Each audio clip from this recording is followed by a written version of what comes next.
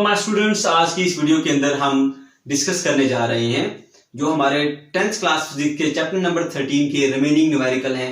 Numerical number 13.4 से लेकर numerical number 13.7 तक। तो सबसे इंपॉर्टेंट और ट्रिकी न्यूमेरिकल जो इसके अंदर है वो 13.4 का है। इसके अंदर थोड़ा सा स्टूडेंट्स को कंफ्यूजन होती है, तो आपको मैंने एक आसान तरीका बताऊंगा यहाँ पे इसको सॉल्व करने का, ताकि आप आसानी से इसको सॉल्व कर लें। तो चलिए स्टार्ट करते हैं। सबसे पहले क्वेश्चन को अच्छे से समझ लें। स्टूडेंट्स, ये कहा जा रहा है कि दो आइडेंटिकल चार्जेस हैं, क्यू का नाम दे देते हैं इनको। तो इनके दरम्यान जो डिस्टेंस है वो 5 सेंटीमीटर है, तब इनके दरम्यान फोर्स है 0.1 न्यूटन। यानी 5 सेंटीमीटर के डिस्टेंस पर ये जब पड़े हैं तो 0.1 न्यूटन की फोर्स इसके ऊपर अप्लाई हो रही है। ओके, अगर इनको 2 सेंटीमीटर के डिस्टेंस पे रखा जाएगा तो फिर कितनी फोर्स अप्लाई होगी, ये हमें मालूम करना है।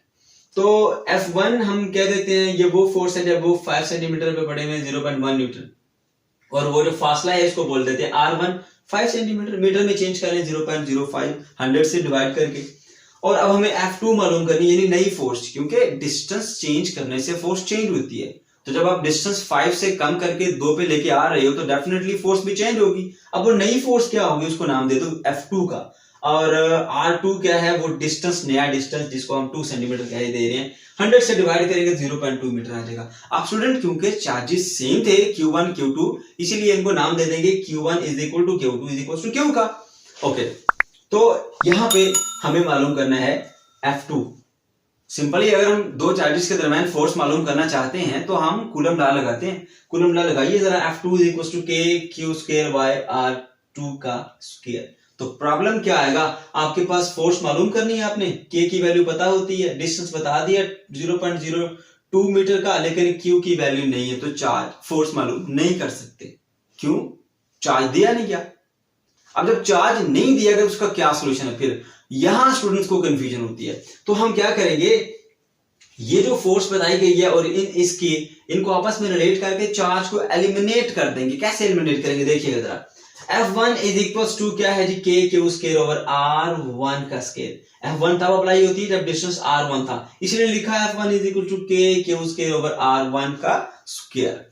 ओके, R1 का स्क्वायर इधर डिवाइड हो रहा है, इस तरफ आके मल्टीप्लाई हो जाएगा, तो यहां क्या मिला, K Q square over F1 into R1 का स्क्वायर। आप स्टूडेंट क्या करेंगे, F2 के लिए भी यही करेंगे। F2 is equal to K Q square over R2 का स्क्वायर। ओके, अब यहां पे R2 का स्क्वायर डिवाइड हो रहा है, इस तरफ आगे मल्टीप्लाई हो जाएगा। F2 मल्टीप्लाई बाय R2 का square is equal to K Q square. यहां पे करना क्या, आपने इस इक्वेशन से K Q स्क्वायर की वैल्यू लेके इसमें पुट कर देनी है यहां पर। तो क्या बन जाएगा आपके पास, F1 R1 का square is equal to F2 R2 का स्क्वायर। दूसरे फॉर्म में कहें तो आपने इन दोनों को कंपेयर कर दिया। K Q स्क्वायर इसके इक्वल है, K Q स्क्वायर इसके भी इक्वल है, तो ये दोनों आपस में इक्वल होंगी, इसलिए लिख दिया। अब यहां पे हमारे पास वो रिलेशन आ गई जिसमें चार्ज की हमें जरूरत ही नहीं है, यही रिलेशन रिक्वायर्ड था। तो क्या करेंगे, इसके अंदर वैल्यूज पुट करेंगे। फोर्स F1 कितनी, 0.1 न्यूटन, और डिस्टेंस कितना था जी हमारे पास, R1 0.05, उसका स्क्वायर ले लिया। इधर F2 हमें मालूम करनी है, और ये R2 0.02 मीटर का स्क्वायर आ गया। हमें F2 की वैल्यू निकालनी है, ये इधर आके हो जाएगा डिवाइड।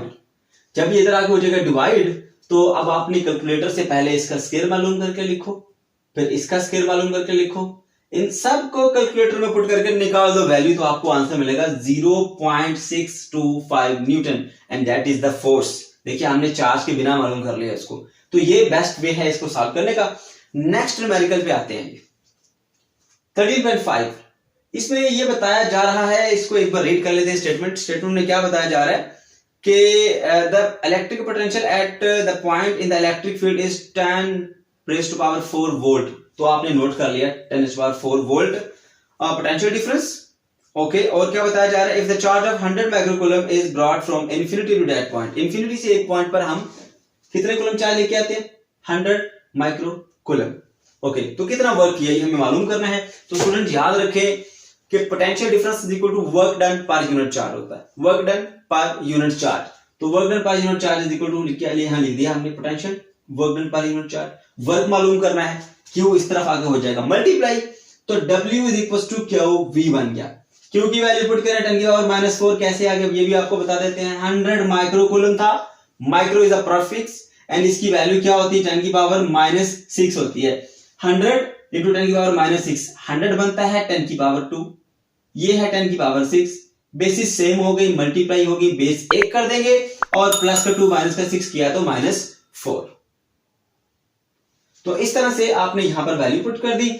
ये 10 की पावर 4 था, ये 10 की पावर -4, फिर बेसिस सेम है, मल्टीप्लाई हो रही है, बेस 1 बना देंगे, पावर्स ऐड हो जाएंगी, -4 + 4 हुआ 0। तो किसी भी चीज की पावर 0 हो तो मिलता है 1, इसलिए वर्क डन कितना होगा 1 जूल। अब हम बढ़ते हैं अपने नेक्स्ट न्यूमेरिकल 13.6 की जानिब। यहां पर जो पोटेंशियल, एक पॉइंट पर पोटेंशियल बताया जा रहा है कि 100 वोल्ट है, दूसरे पॉइंट पर पोटेंशियल है 50 वोल्ट। एक चार्ज मूव करता है, 2 कूलम का चार्ज है, एक पॉइंट से दूसरे पॉइंट तक, बताइए कितना वर्क करता है। तो क्या करना है हमें इसके लिए, सबसे पहले हमें पता है कि वर्क डन को निकालने के लिए हम यही पोटेंशियल का फॉर्मूला यूज करेंगे, potential difference is equal to work done per unit charge. अब आप पूछेंगे यहाँ पे डेल्टा वी के इक्वल बताए जा रहे हैं, यहाँ पर वी के इक्वल बताए जा रहे हैं, ये क्या माजरा है। तो स्टूडेंट्स याद रखें यहाँ पर पॉइंट को इन्फिनिटी से लाया गया, एक पॉइंट इन्फिनिटी है, दूसरा पॉइंट फील्ड के अंदर है।